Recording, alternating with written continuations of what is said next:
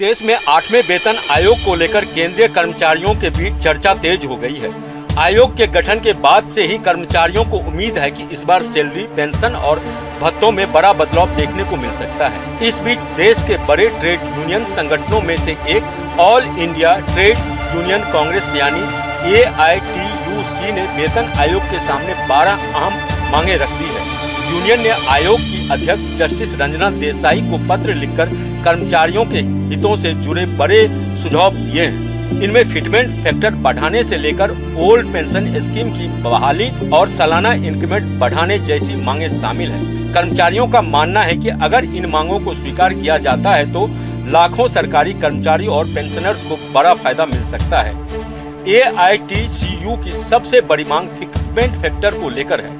Union का कहना है कि 8वें वेतन आयोग में फिटमेंट फैक्टर कम से कम 3.0 होना चाहिए। फिटमेंट फैक्टर वही आधार होता है जिसके जरिए नई सैलरी और पेंशन तय की जाती है। अगर यह 3.0 किया जाता है तो कर्मचारियों की बेसिक सैलरी में बड़ा इजाफा देखने को मिल सकता है। इसके अलावा यूनियन ने सैलरी तय करने के फॉर्मूले में भी बदलाव का सुझाव दिया है। अभी तक सैलरी कैलकुलेशन में परिवार की 3 यूनिट मानी जाती है, लेकिन यूनियन ने इसे बढ़ाकर 5 यूनिट करने की मांग की है।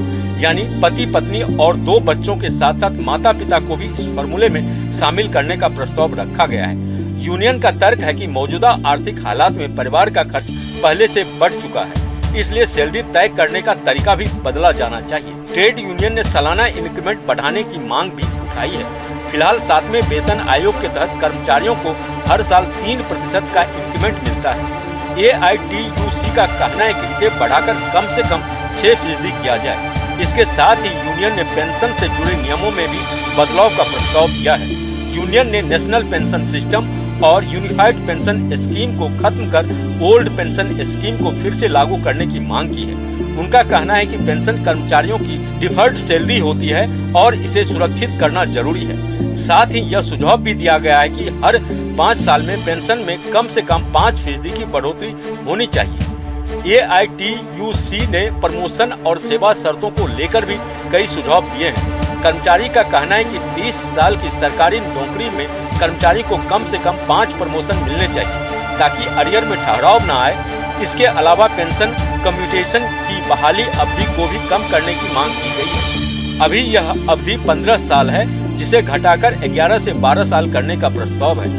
यूनियन ने लीव इनकैशमेंट की सीमा बढ़ाने की भी मांग की है। फिलहाल रिटायरमेंट के समय अधिकतम 300 दिन की छुट्टियों का इनकैशमेंट मिलता है, लेकिन इसे बढ़ाकर 450 दिन करने का सुझाव दिया गया है। इसके साथ ही जोखिम भत्ता और कठिन क्षेत्र भत्ता बढ़ाने, कैशलेस मेडिकल सुविधा देने, महिलाओं के लिए मेंस्ट्रुअल लीव और पितृ अवकाश की व्यवस्था करने की भी मांग की गई है। इसके अलावा यूनियन ने रेलवे, CAPF और रक्षा क्षेत्र के कर्मचारियों के लिए ज्यादा मुआवजा देने का भी प्रस्ताव रखा है। ड्यूटी के दौरान मौत होने पर 2 करोड़ रुपए तक का मुआवजा देने की मांग की गई है।